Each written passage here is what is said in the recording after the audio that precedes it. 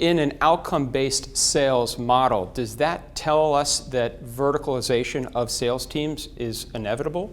I would say without a doubt, it's absolutely inevitable. If I want to have an outcome-based conversation with a business buyer, I need to speak their language. If I don't speak their language and understand the terminology that they use, understand where they're under pressure, then I can't have a really good dialogue with them. I'm going to revert back to what I always used to do, which is talking about my product. Right. Does it just stay at a vertical veneer? I'm going to be buzzword compliant in healthcare and talk about nurse turnover. If I'm in insurance, I'll talk about claims rate. Or how deep do we go in sales to understand vertical outcomes?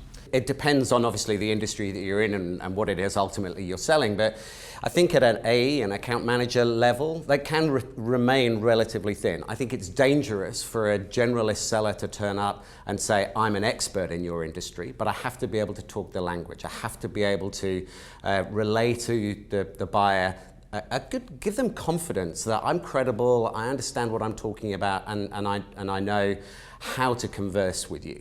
Then what I need to be able to do is to turn back into the organization and bring in industry experts. We had one of our members calls them client advisors.